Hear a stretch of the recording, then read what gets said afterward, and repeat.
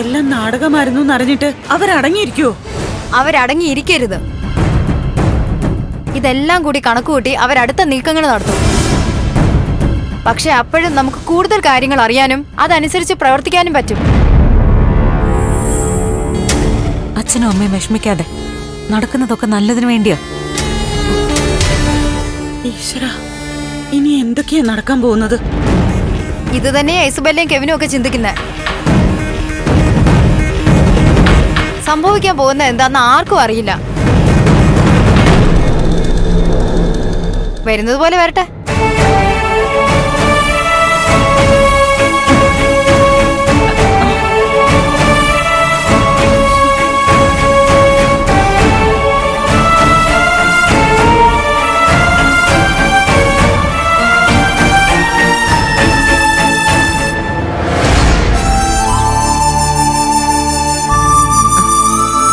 സത്യം പറഞ്ഞ കേട്ടിട്ടൊരു സിനിമ കഥ പോലെ ഇരിക്കുക.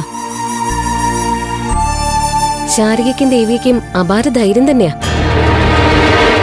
കെവിനും ഇസബെല്ലയും എന്തെങ്കിലും അക്രമം കാണിച്ചിരുന്നെങ്കിലോ? മനസ്സ് പതറാതെ നമ്മൾ നിൽക്കുകയാണെങ്കിൽ നമുക്ക് നേരെ അതിക്രമം കാണിക്കാൻ ഒരാൾക്കും ധൈര്യം വരില്ല.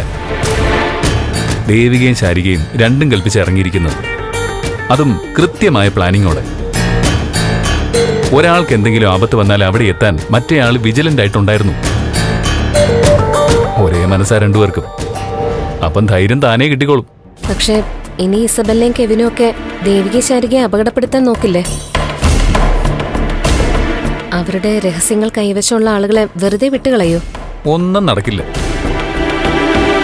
കെവിനും ഇസബെല്ലയും മനസ്സിൽ കാണുന്നത് മാനത്ത് കണ്ടിട്ടാ ശാരികയും ദേവികയും നിൽക്കുന്നത്. ഞാനിപ്പോ മറ്റൊരു കാര്യത്തെക്കുറിച്ചാ ചിന്തിക്കുന്നത്. എന്താ? ശാരികയെ പോലൊരു കുട്ടിയെ നമുക്ക് കൈവിട്ടു പോയല്ലോന്ന്. കഴിഞ്ഞതിനെ കുറിച്ചൊന്നും ഇനി പറയണ്ട. ശാരികയ്ക്ക് പ്രണയമൊന്നും ഇല്ലെന്നും ഒക്കെ ദേവികയ്ക്ക് വേണ്ടി നടത്തിയ നാടകമാണെന്നൊക്കെ അറിഞ്ഞപ്പോ വല്ലാത്ത വിഷമം തോന്നി. ഇങ്ങനെ ഒരു പ്ലാനിങ് മനസ്സിൽ കണ്ടിട്ടാ നവീന വരെ വേണ്ടെന്ന് വെച്ചത്. ആദ്യം ചേച്ചിയുടെ ലൈഫ് നേരെ ആവട്ടെ എന്ന് കരുതി കാണും. അതെ, മിടുക്കിയ അവള്. നവീന് പറ്റിയ കുട്ടിയായിരുന്നു ശാരിക. നിന്റെ ആങ്ങളായിട്ടുള്ള കല്യാണം നടക്കാത്തത് നന്നായി. അന്ന് കല്യാണം നടന്നിരുന്നെങ്കിൽ ദേവികയ്ക്ക് നീ സഹായമൊന്നും കിട്ടില്ലായിരുന്നല്ലോ. ആ, അത് നേരാ. പക്ഷെ ഇക്കാര്യം ദേവികയോടും പിന്നെ നമ്മളോടൊക്കെ പറയാറുന്നില്ലേ? ചില കാര്യങ്ങളിൽ കൃത്യമായ രഹസ്യ സ്വഭാവം വേണം ഗൗരി. ഓരോന്നും അതിന്റെ രീതിക്കങ്ങ് നടക്കും. എന്തായാലും നന്ദൻ വൈകാതെ തന്നെ തിരിച്ചു വരും. അതിനുള്ള വഴികൾ ദേവികയും ശാരികയും കൂടി ഒരുക്കി കഴിഞ്ഞു.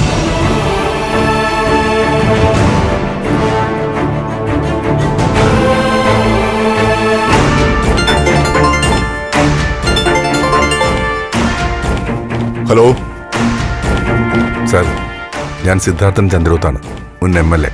ആ പറയണം സാർ. സാറിന്റെ തിരക്കുകൾ എനിക്കറിയാം. ഒരു 5 മിനിറ്റ് എന്നെ ഒന്ന് കേൾക്കണം. എന്താണ് സാർ കാര്യം? സാറിനെ നേരിട്ട് കാണാൻ വേണ്ടി ഞാൻ ഓഫീസിൽ വിളിച്ചിട്ടുണ്ടായിരുന്നു. പക്ഷേ സാർ ഓഫീസിൽ ഇല്ല എന്ന് പറഞ്ഞു. അതാ ഞാൻ വിളിച്ചത്.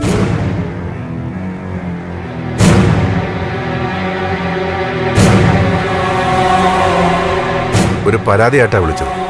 പറയൂ, എന്താ പരാതി? ആർക്കെതിരെ പരാതി? പരാതി സാറിന്റെ ഡിപ്പാർട്ട്മെന്റിനെതിരെ തന്നെയാ. മനസ്സിലായില്ല സാർ. എന്റെ മകനെ കാണാതായിട്ട് ദിവസങ്ങൾ എത്രയായി? ആ കേസിനെ കുറിച്ച് സംസാരിക്കാനാ. അതിൽ അന്വേഷണം നടക്കില്ല സാർ. ദേവിക മാഡം പറഞ്ഞിട്ട് DSP കൂടാതെ മറ്റൊരു ടീമിനെയും കൂടി നിയമിച്ചല്ലോ. ആ ടീമിലും DYSP ഐസക്കുരുള്ള സ്വാധീനം ചെലുത്തുന്നുണ്ടെന്നാണ് ഞാൻ മനസ്സിലാക്കിയത്.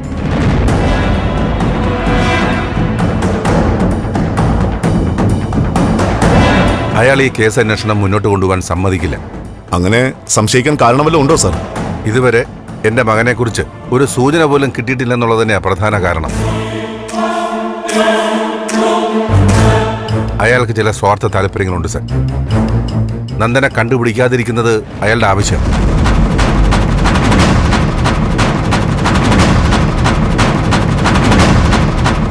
സർ, സാർ നീതിമാനായ ഒരു ഉദ്യോഗസ്ഥനാണ്.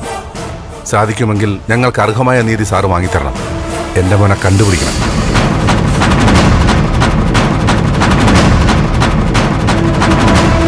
നമ്മുടെ പോലീസിന്റെ കഴിവിൽ അങ്ങേയറ്റം മതിപ്പുള്ള ആളാണ് ഞാൻ.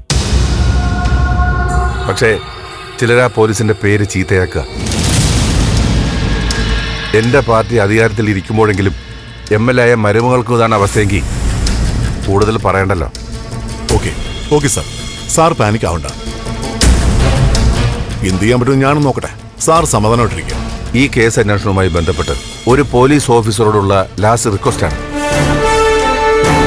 രാഷ്ട്രീയം മറന്ന് സിദ്ധാർത്ഥനെ കൊണ്ട് മറ്റൊന്നും ചെയ്യിക്കരുത് പ്ലീസ്. സാർ ഒന്ന് സമാധാനമായിട്ടിരിക്കുക. ഞാൻ ഏറ്റു. ശരി ശരി സാർ.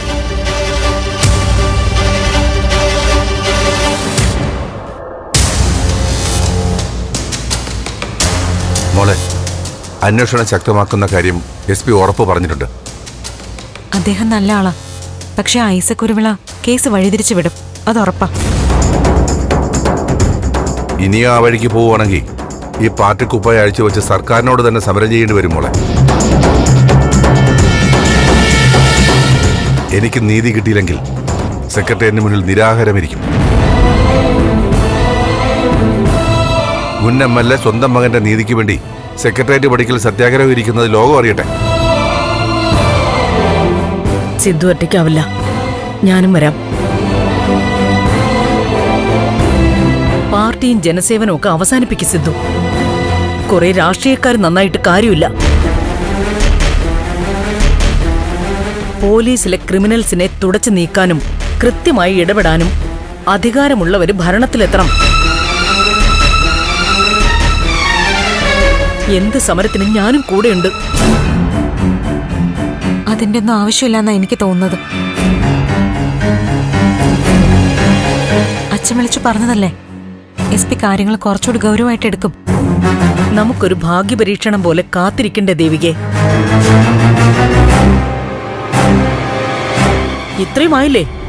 ഒന്നും നടന്നില്ലല്ലോ. ഞാനും സിദ്ധുവും കൂടി നിരാഹാരം ഇരിക്കാം. നീ മീഡിയാസിനെയൊക്കെ ഒന്ന് കോർഡിനേറ്റ് ചെയ്താൽ മതി. അമ്മയുടെ അച്ഛന്റെ ഒക്കെ വിഷമം എനിക്ക് മനസ്സിലാവുന്നുണ്ട്. പക്ഷെ വരട്ടെ, കുറച്ചുകൂടി കാക്കാം. SP-യുടെ ഭാഗത്തുനിന്ന് ഇനിയും അനുകൂല പ്രതികരണം ഇല്ലെങ്കിൽ ആദ്യം ഞാൻ പ്രതിഷേധിച്ചു തുടങ്ങാം. ഭരണകക്ഷി MLA പോലീസിനെതിരെ പ്രതികരിക്കുമ്പോൾ അതിനൊരു അറ്റൻഷൻ കിട്ടും. ഗവൺമെന്റിനും ശ്രദ്ധിക്കാതിരിക്കാൻ പറ്റില്ല. കുറച്ചുകൂടി കാത്തിരുന്നതിന് ശേഷം നമുക്ക് ശക്തമായിട്ട് ഇറങ്ങാം അച്ഛാ.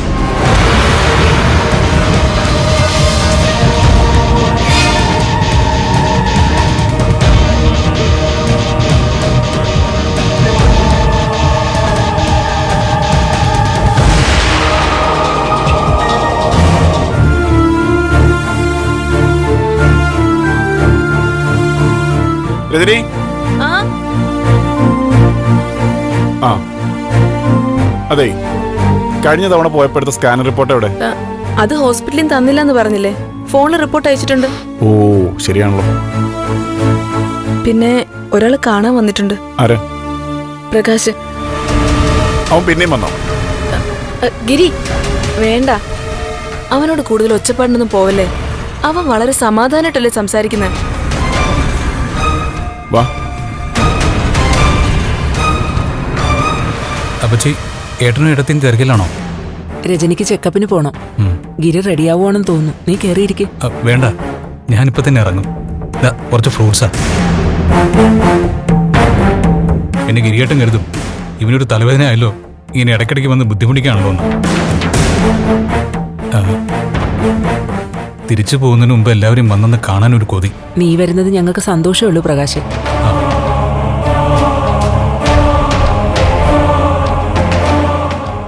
ദേ ഗിരിയേട്ടൻ.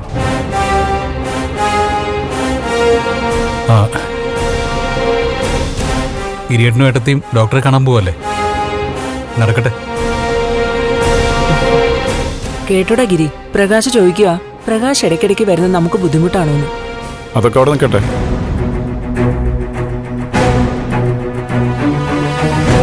പരോള് കുറച്ചു ദിവസം കൂടെ ഉള്ളൂന്നല്ലേ നീ പറഞ്ഞിരുന്നത്? ഈശ്വരാനുഗ്രഹം എന്നല്ലാതെ എന്ത് പറയാൻ. പരോളിന് ഒരു എക്സ്റ്റൻഷൻ കിട്ടി.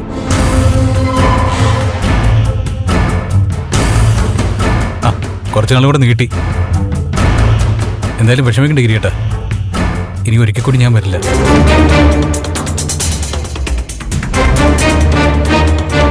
അതിരിക്കട്ടെ ഏട്ടത്തി, നന്ദന്റെ കാര്യങ്ങൾ എന്തായി? എന്തെങ്കിലും സൂചന കിട്ടിയോ?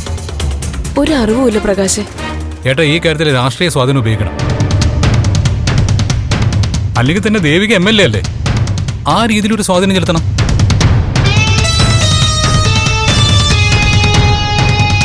മുഖ്യമന്ത്രിക്കായിട്ട് സിദ്ധാർത്ഥ സാർ വലിയ അടുപ്പത്തിലല്ലേ, പിന്നെന്താ?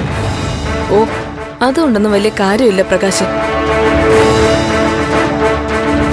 പ്രകാശേ, അതൊക്കെ അവർ ചെയ്തോളൂ.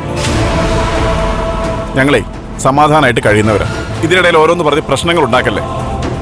ഞാൻ സത്യമായിട്ടും പറയുക ഗിരിയേട്ട, നന്ദന്റെ കേസ് ഇങ്ങനെ ഉഴപ്പ് വിടരുത്. ഞാൻ പറഞ്ഞില്ലേ, കുറച്ച് ദിവസം കൂടെ ഉള്ളൂ എനിക്ക് പരോളി തീരാൻ. അല്ലായിരുന്നെങ്കിൽ ഞാൻ മുന്നിൽ നിന്ന് നന്ദനെ കണ്ടുപിടിച്ചത്.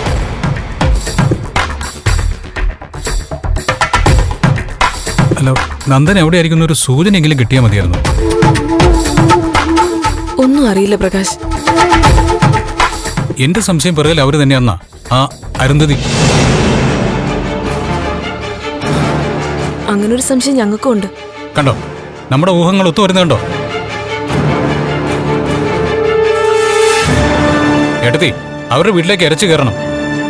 ഉറപ്പായിട്ടും എന്തെങ്കിലും തെളിവുകൾ കിട്ടും.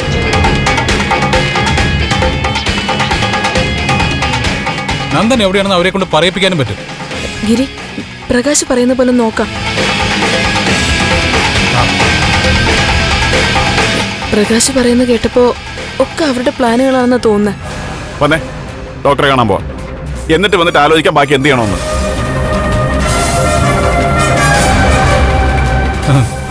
ഗിരിയേട്ടന് ദേഷ്യം വന്ന് തുടങ്ങി. സോറി ഗിരിയേട്ട, ഞാൻ കാരണം ഗിരിയേട്ടന് വിഷമം വന്നല്ലേ.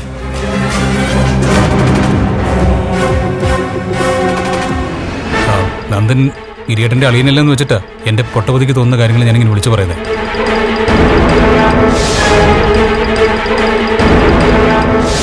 ഏട്ടത്തി, ചിലപ്പോ ഇതെന്റെ ഒരു തോന്നലും ആവാം. അല്ല, പ്രകാശ് പറഞ്ഞ സത്യം. ഗിരിക്ക് ഇഷ്ടാവില്ലെന്ന് വെച്ചല്ലേ പ്രകാശ് ഇപ്പൊ മാറ്റി പറയുന്ന. രജനി, അവിടെ ദേവികയും സിദ്ധാർത്ഥ സാറും ഒക്കെ അന്വേഷിക്കുന്നുണ്ട്. അവര് കണ്ടുപിടിച്ചോളും. പിന്നെ ഹരിസാർ അവരുടെ കൂടെ ഇല്ലേ? അല്ല, ഈ ഹരിസാർ എന്ന് പറയുന്നത് ആ ജഡ്ജി ഹരികൃഷ്ണൻ സാറാണോ? അത് പറഞ്ഞിട്ട് എന്തിനാ? അതെ പ്രകാശ്, ജഡ്ജി ഹരിയങ്കിള് തന്നെയാ. രജനി വരുന്നുണ്ടെങ്കിൽ വാ. ഋഷിയേട്ടാ, ഞാനും ഇറങ്ങാം. എന്നെയും കൂടെ ആ ബസ് സ്റ്റോപ്പിൽ നിന്ന് ഇറക്കിയേക്കണേ. നീ കയറിയിരിക്കെ, ചായ കുടിച്ചിട്ട് പോവാം. ആ നീ വണ്ടി കയറ്, ഞാൻ ബസ് സ്റ്റോപ്പിൽ വിടാം. വാ. ശരി. രജനി വാ. അമ്മേ, ശരി മോളെ. ശരി അപ്പച്ചി. എടുത്തി ശരി നോക്കി. ടാറ്റ അപ്പച്ചി.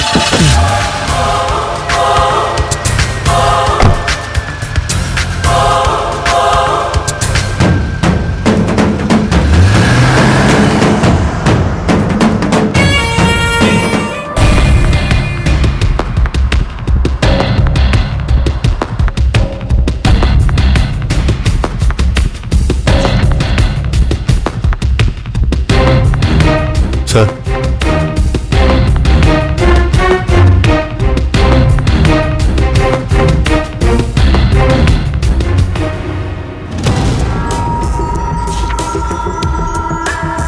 സർ,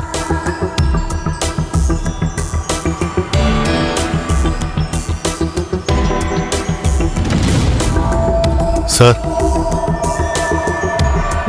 അല്ല, എന്നെ കാണണമെന്ന് പറഞ്ഞു. പക്ഷേ സാറൊന്നും പറയുന്നില്ല. ഒരു കാര്യം ചെയ്യും, മന്ത്രിയെ വിളിച്ച് പറയും. SP കാണാൻ വന്നിട്ട് ആള് മൈൻഡ് ചെയ്യുന്നില്ലെന്ന്. എന്താ സർ? അല്ല, മന്ത്രി തന്റെ പോക്കറ്റിലല്ലേ. SP തന്നെ അവഗണിച്ചു എന്ന് മന്ത്രി അറിയിക്കുക. ഉടനെ അടുത്ത നിമിഷം തന്നെ എന്നെ ട്രാൻസ്ഫർ ചെയ്യല്ലോ. സാർ പറയുന്നത് എനിക്ക് മനസ്സിലാവുന്നില്ല. തന്റെ വീരവാദങ്ങൾ തന്നെ വെട്ടിലാക്കിയിരിക്കുക ഐസക്കുരുടെ.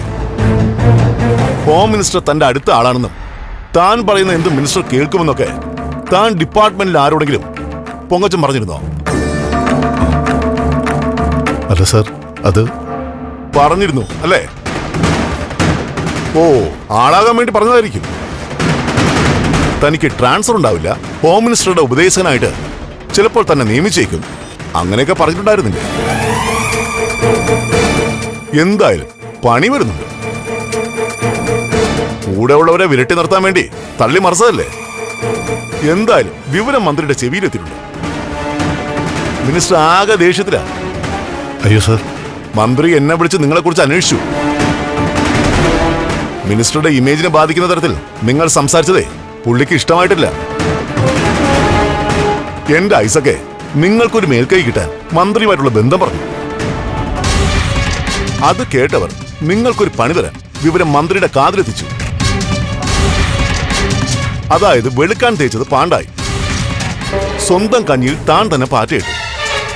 സാർ, ഞാനത് ഒരു തമാശ പോലെ പറഞ്ഞതാ. ആ, ട്രാൻസ്ഫറും തമാശ പോലെയും കണ്ടാ മതി. അയ്യോ സാർ, ചതിക്കരുത്.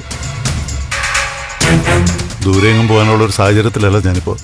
അതൊക്കെ നേരത്തെ ഓർക്കണമായിരുന്നു. താനിപ്പോ അന്വേഷിക്കുന്ന കേസുകളെ കുറിച്ച് മിനിസ്റ്റർ എന്നോട് ചോദിച്ചു. MLA ദേവികയുടെ ഹസ്ബൻഡ് മിസ്സിംഗ് കേസിന്റെ കാര്യം ഞാൻ പറഞ്ഞു. ആ കേസിന് തുമ്പൊന്നും കിട്ടിയില്ലെന്ന് ഞാൻ അറിയിച്ചപ്പോ പുള്ളി വയലന്റായി. സാർ, അതിന്റെ അന്വേഷണം നടക്കുന്നുണ്ട്. എന്ത് അന്വേഷണമാണോ താൻ നടത്തുന്നേ? അന്വേഷണത്തിൽ താൻ മനഃപൂർവ്വം അലംഭാവം കാണിക്കുകയാണെന്ന് എനിക്ക് മനസ്സിലായി. നോക്ക്, താനിപ്പം മന്ത്രിയുടെ കണ്ണിൽ മാത്രമല്ല എന്റെ കണ്ണിലും കരടായി. അയ്യോ സാർ, ആ മിസ്സിംഗ് കേസിന് എത്രയും പെട്ടെന്ന് തുമ്പുണ്ടാക്കണം. നന്ദനെ കണ്ടുപിടിക്കണം. ഇല്ലെങ്കിൽ ഞാൻ മന്ത്രിക്ക് റിപ്പോർട്ട് ചെയ്യും. ട്രാൻസ്ഫർ അല്ല, സസ്പെൻഷൻ തന്നെ തനിക്ക് കിട്ടിയിരിക്കും. സാർ, തീർച്ചയായും ഞാൻ ഉടൻ തന്നെ. ആ, മതി മതി. MLAയുടെ ഹസ്ബൻഡിനെ കണ്ടുപിടിച്ചിട്ട് റിപ്പോർട്ട് ചെയ്യും. എന്നിട്ട് മതി ഇനി സംസാരം.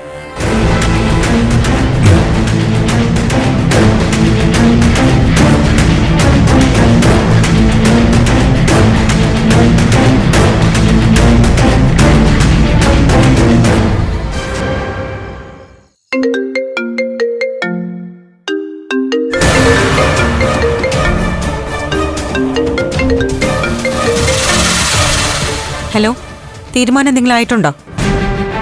തീരുമാനം നീയല്ലേ എടുക്കേണ്ടത് ദേവിക. അപേക്ഷിക്കാൻ മാത്രമേ എനിക്കിപ്പോ കഴിയൂ.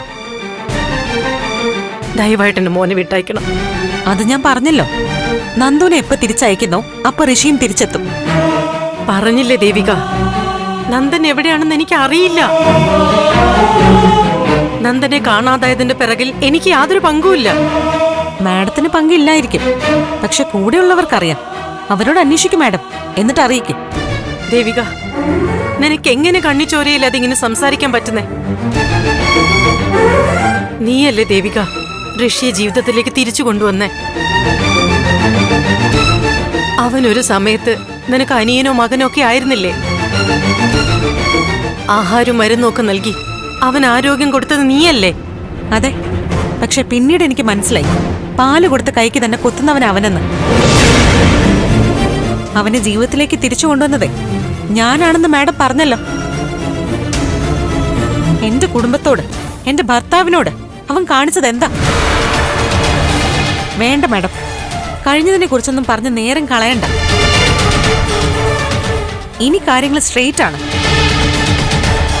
മാഡം നന്ദുവിനെ തിരികെ തരിക, ഞാൻ ഋഷിയെ മടക്കി തരും. കണ്ണീരും കാലുമെടുത്ത് ഒന്നും വേണ്ട മാഡം. അതിലൊന്നും അലിഞ്ഞു പോകുന്നവളല്ല ഇപ്പോഴത്തെ ഈ ദേവിക. മോളെ ദേവിക, നീ ഒരു തെറ്റിദ്ധാരണയുടെ പുറത്താ എന്നോട് ഇങ്ങനെയൊക്കെ സംസാരിക്കുന്നത്. സത്യമായിട്ടും ഞാൻ പറയുന്നു, നന്ദൻ എവിടെയാണെന്ന് എനിക്കോ ഇസബെല്ലയ്ക്കോ കെവിനോ ആർക്കും അറിയില്ല. ആർക്കൊക്കെ അറിയില്ലെങ്കിലും ഇസബെല്ലയ്ക്ക് അറിയാമായിരിക്കും മാഡം.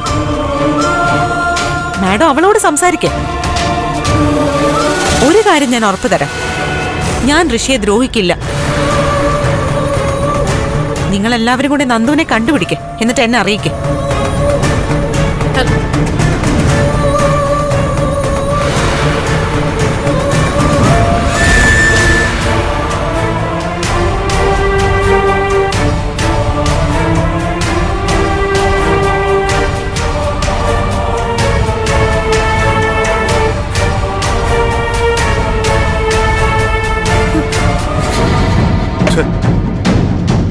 ഇനി അധികകാലം ഇത് തുടരാൻ പറ്റുമെന്ന് എനിക്ക് തോന്നുന്നില്ല. സാർ, ഒരു പണി വരുന്നതിന്റെ സകല ലക്ഷണമുണ്ട് കേനെ. എന്താ സാർ? SP വിളിച്ചിരുന്നു. ഹോം മിനിസ്റ്ററിന്റെ ഓഫീസിൽ നിന്ന് എന്നെക്കുറിച്ച് നെഗറ്റീവ് റിപ്പോർട്ടുണ്ടെന്നാ പുള്ളി പറഞ്ഞ്. അത് വെറുതെ ഉണ്ടാക്കി പറഞ്ഞതാ എനിക്ക് തോന്നുന്നത്. SP എന്തോ മനസ്സിൽ കണ്ടിട്ടുണ്ട്. സാറെന്തായി പറഞ്ഞു വരുന്നത്? ദേവിക നല്ല പ്രഷർ കൊടുക്കുന്നുണ്ട്. സകല വഴികളിൽ കൂടിയും അവൾ സ്വാധീനം ഉപയോഗിക്കുക. ഡിപ്പാർട്ട്മെന്റ് തലത്തിലും രാഷ്ട്രീയ തലത്തിലും ഒക്കെ. അതിന്റെ ഒരു ഇമ്പാക്ട് SP-യുടെ ഇന്നത്തെ വിളി. നന്ദനെ ഉടനെ കണ്ടെത്തണമെന്ന അയാളുടെ ലാസ്റ്റ് വാണിംഗ്. അതെങ്ങനെ സാർ? അതെങ്ങനെ? നിങ്ങളെല്ലാവരും കൂടി ഈ കാര്യങ്ങൾ ഇതുവരെ എത്തിച്ചില്ലേ? നോക്ക്, നന്ദനെ കണ്ടുപിടിച്ചില്ലെങ്കിൽ പുതിയ ആരെങ്കിലും അന്വേഷണത്തിന് വരും. അതോടെ നമ്മുടേതുൾപ്പെടെ രഹസ്യങ്ങളെല്ലാം പുറത്താവും.